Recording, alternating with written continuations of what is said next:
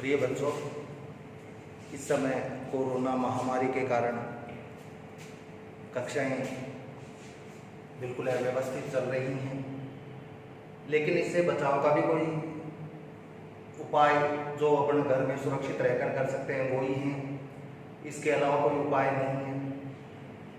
दवाइयाँ आने में अभी जितना टाइम लगेगा वो लगेगा ही, लेकिन फिर भी हमको अपना अध्ययन सुचारू रूप से जारी रखना है, क्योंकि जब मार्च अप्रैल में एग्ज़ाम होंगी उस समय ये सारी बातें नहीं देखी जाएंगी, क्योंकि उस समय परिणाम ही देखा जाएगा, रिजल्ट क्या रहता है। इसी क्रम में मैं आपका पद्य भाग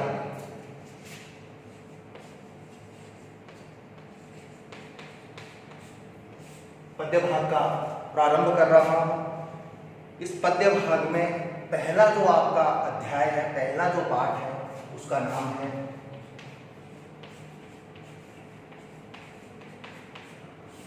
सूरदास। पद्य भाग का पहला चैप्टर है सूरदास। अब सूरदास के बारे में हम आगे एक क्वेश्चन बनेगा और वो क्वेश्चन ये होगा, कवि परिचय।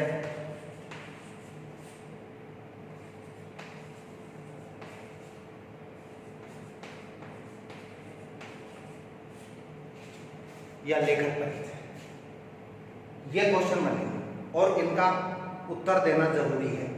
तो जो मैं आपको कवि के बारे में समझाऊंगा वही कवि का परिचय है। आप जो लेखक के बारे में आपको समझाया जाएगा वो लेखक परिचय। इसमें क्या होता है, जन्म मृत्यु, जन्म स्थान, मृत्यु स्थान, इनकी प्रमुख रचनाएं, यदि माता पिता का नाम, इनकी शिक्षा, इन्होंने किस संदर्भ में किसके बारे में लिखा है, और प्रमुख रचनाएं। ये 5-7 बातें हमको कवि परिचय और लेखक परिचय में देनी होती।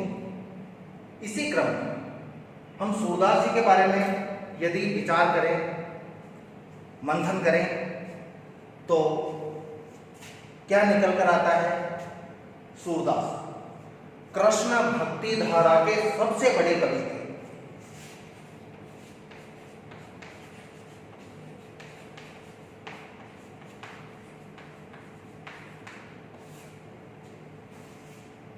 सूरदास कृष्ण भक्ति धारा के सबसे बड़े कवि थे, बहुत श्रेष्ठ कवि थे। कृष्ण का संपूर्ण वर्णन इन्होंने अपनी रचनाओं में किया है। सूरदास के जन्म के बारे में हम बात करें,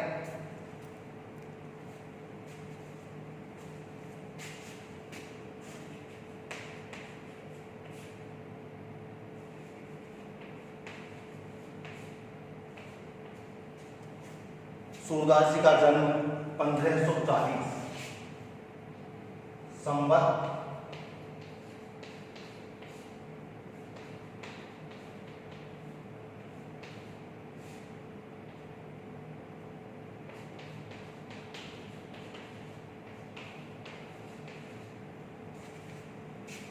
सूरदास जी का जन्म संवत 1540 में हुआ था और इनकी मृत्यु संवत 1620 में।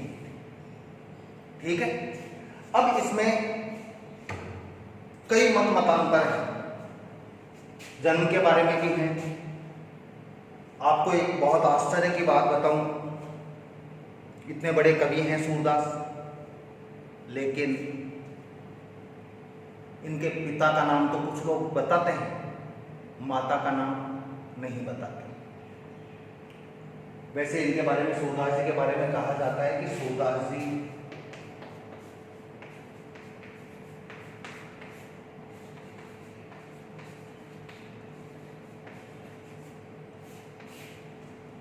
सारस्वत ब्राह्मण थे। सूरदास जी सारस्वत ब्राह्मण थे।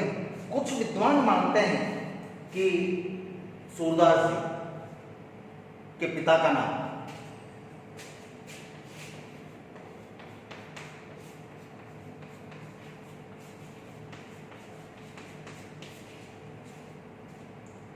सर्वमान्य मत नहीं है।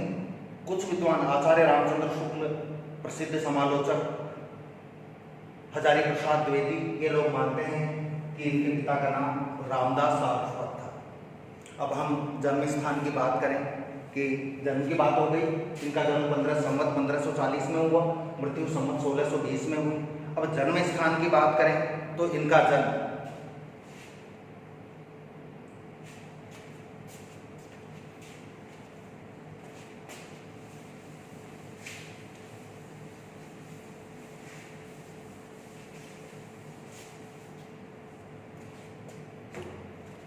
सूरदास जी का जन्म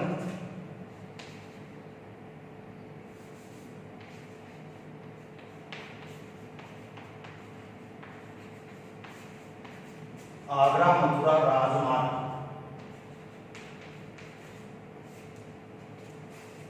आगरा मथुरा जो नेशनल हाईवे है, राष्ट्रीय राजमार्ग है, वहां पर एक रूनका नाम का गांव है।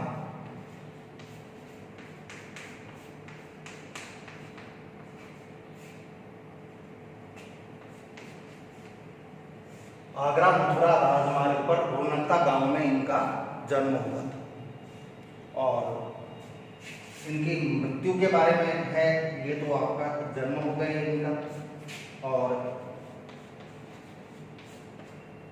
इनकी मृत्यु का जहां तक प्रश्न है वो पार्श्व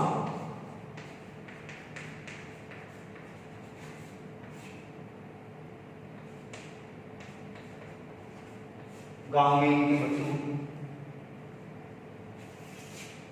इनका जन्म आगरा मथुरा राजमार्ग पर रूनका गांव में हुआ और इनकी मृत्यु मथुरा के पास पारसोली नामक गांव है, वहां पर इनकी मृत्यु हुई। ठीक है, अब आगे हम बात करें सूरदास की।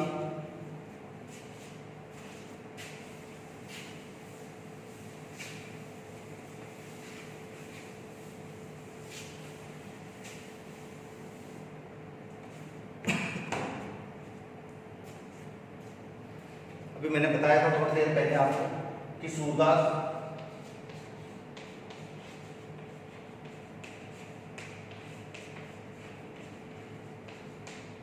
कृष्ण भक्ति धारा के बहुत बड़े, बहुत सिद्ध हस्त कवि माने जाते हैं। इन्होंने जो भी लिखा है श्री कृष्ण के बारे में लिखा है, श्री कृष्ण का सर्वांग वर्णन किया है। सूरदास जी की 3 प्रमुख रचनाएं हैं, जिसमें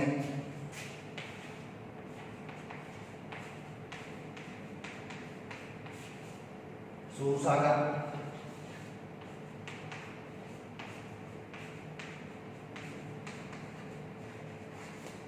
सूरसारावली और नंबर 3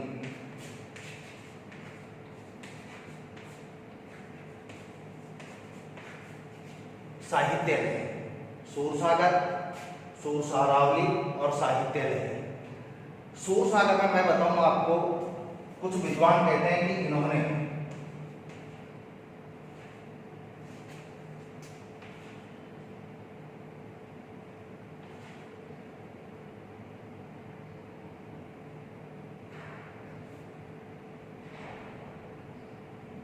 एक लाख पद लिखे थे। मूल जो सूरसागर है उसमें 1 लाख पद सूरदास जी ने लिखे थे, लेकिन वर्तमान में जहां तक बात है इसमें से केवल 8000 पद ही वर्तमान में उपलब्ध है।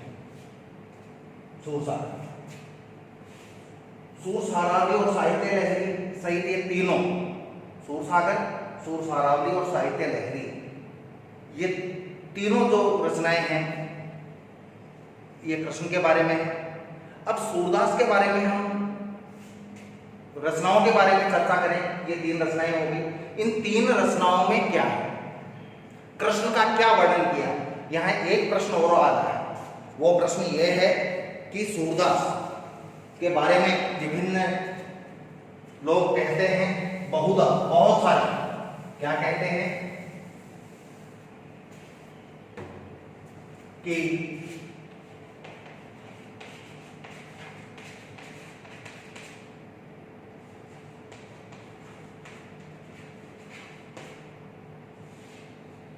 सूरदास जन्मांध थे। जन्मांध का मतलब है जन्म से अंधा हो। जब वो पैदा हुए, जब वो जन्मे, उस समय से ही बोलते थे, कुछ विद्वान कहते हैं।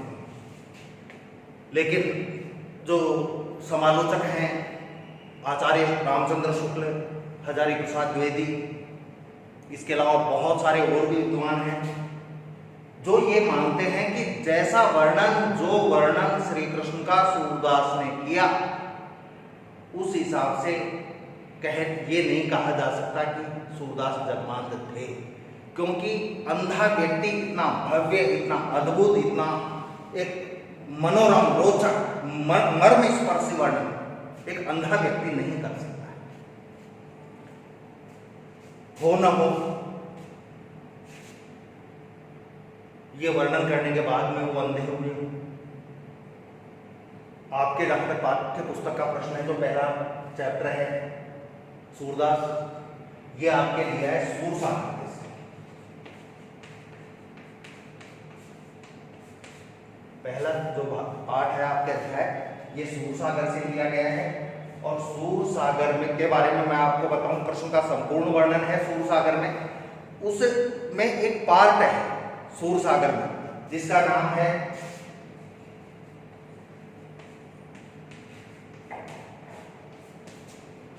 भ्रमर की। कुछ वहां से लिया गया है, कुछ कृष्ण की बाल लीलाओं से लिया गया है, वहां से लिया गया है। अब भ्रमर जी का जहां तक प्रश्न है, मैं आपको बता दूं, आपको मालूम है कि उस समय मथुरा के राजा कंस थे। मथुरा राजधानी थी। ये ब्रज, गोकुल, बरसाना, नंदगांव, ये सारे उसी के क्षेत्र में आते थे।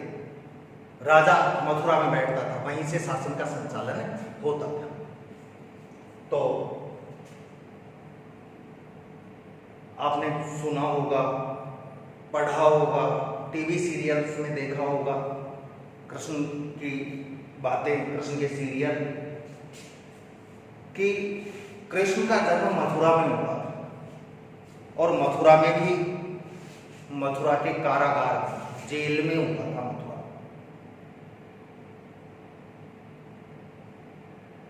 क्यों? क्योंकि कृष्ण कंस ने अपनी बहन देवकी और अपने बहनोई वसुदेव कारागार में डाल दिया था। वहां इनका जन्म हुआ।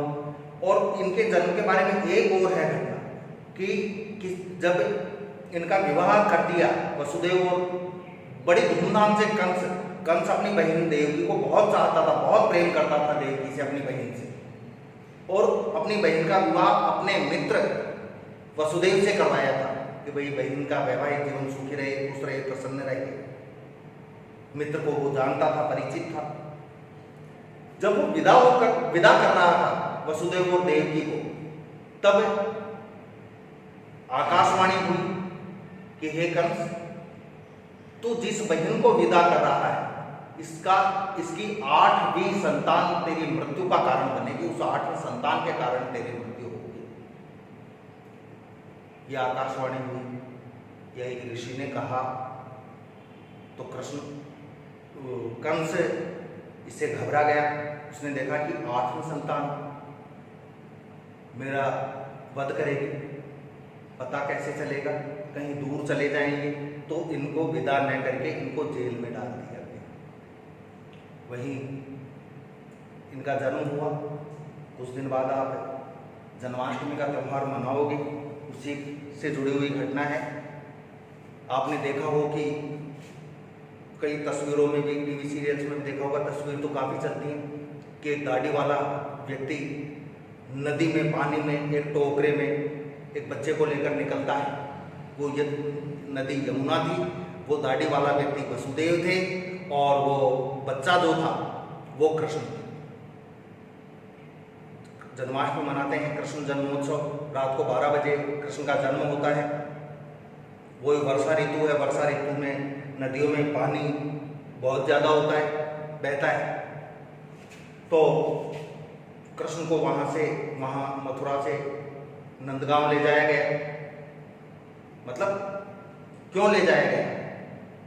कृष्ण को मार देता, उस बच्चे को मार देता कंस।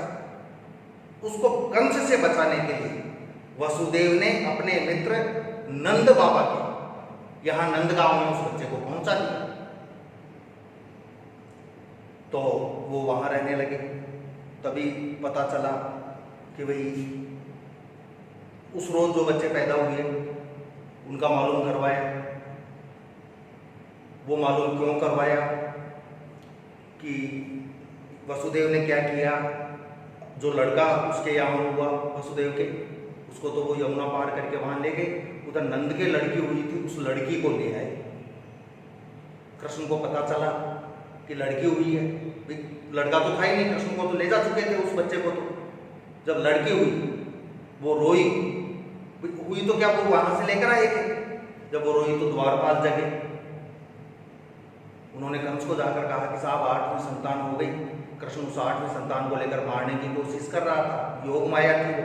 तो जैसे उसने दोनों पैर पकड़े उस बच्ची के, उस कन्या के, तो वो बच्ची उसके हाथों से छूटकर उसने कहा ऊपर आसमान की तरफ जाते हुए कि अरे कंस, तू जिसको मारना चाहता है उसको नहीं मार पाएगा, उसका जन्म हो चुका है और वो ही तेरे को मारेगा, तेरा वध करेगा। वो बच्ची ये कहकर अपने लोक में चली गई। उसका उद्देश्य यही था। तो कंस को पता चल गया कि मेरे को मारने वाला पैदा हो चुका है। इसी क्रम में उसने कई बच्चों को मरवा दिया अपने सैनिकों के द्वारा, अपने दूतों के द्वारा, सेवकों के द्वारा। फिर बाद में उसको पता चला कि भाई गोकुल में नंदगांव में जन्म ले चुका है कृष्ण। उसको कृष्ण को मारने के लिए भी कई प्रयास किए। यमुना नदी में बच्चे खेलते ही हैं, यमुना नदी में नाग को भेजा, कालिया नाग को। इसके अलावा पूतना नाम की राक्षसी को भेजा, कई राक्षसों को भेजा जो कभी गाय के रूप में, कभी बैल के रूप में ये बनकर जाते। उनका उद्देश्य ये इनके प्रकार एक ही था, उस बच्चे का, उस कृष्ण का वध करना, उसको मारना। लेकिन वो कोई भी अपने प्रयास में सफल नहीं हुई। और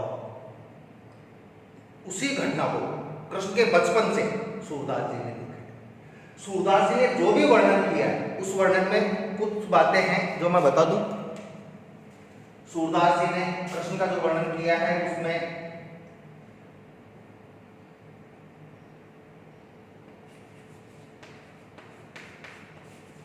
श्रृंगार का वर्णन,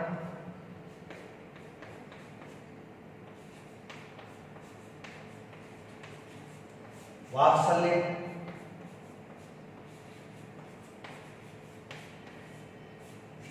और भक्ति। श्रृंगार, वात्सल्य और भक्ति, इन तीनों का अद्भुत सामंजस्य है सूर की रचनाओं में। श्रृंगार की जहां तक बात करें, इसके दो भाग होते हैं श्रृंगार के। एक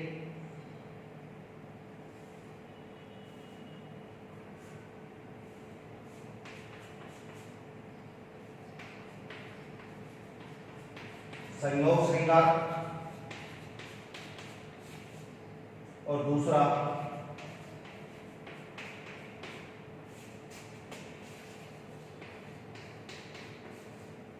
वियोग श्रृंगार।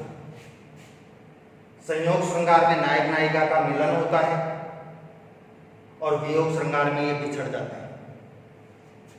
लेकिन वियोग श्रृंगार की सबसे बड़ी विशेषता, नायक नायिका एक बार बिछड़ जाते हैं, बिछड़ने के बाद एक बार जरूर मिलते हैं, फिर चाहे स्थायी रूप से वो बिछड़ जाए, उनका वियोग हो जाए। संयोग का मतलब प्रेम, वियोग का मतलब दुख, विरह। इसको संयोग और इसको वियोग को विप्रलंब श्रृंगार भी कहते हैं। वात्सल्य, माता पिता का जो संतान के प्रति प्रेम होता है उसे वात्सल्य कहा जाता है। अमूमन यही बताया जाता है कि माता पिता का संतान के प्रति जो प्रेम होता है उसको वात्सल्य कहा जाता है। लेकिन वात्सल्य की वास्तविक जो परिभाषा है वो क्या है? माता का पुत्र के प्रति जो स्नेह होता है, पुत्री के नहीं, पिता का नहीं, माता का पुत्र के प्रति जो स्नेह होता है उसे वात्सल्य कहते हैं। भक्ति, इसमें भगवान की भक्ति की जाती है। सूरदास ने कृष्ण को आराध्य मानकर अपना भगवान की भक्ति की है। ठीक है,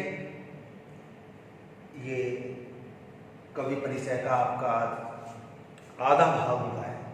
इसका जो आधा भाग है वो कल के वीडियो में करवाया जाएगा। ठीक है, धन्यवाद।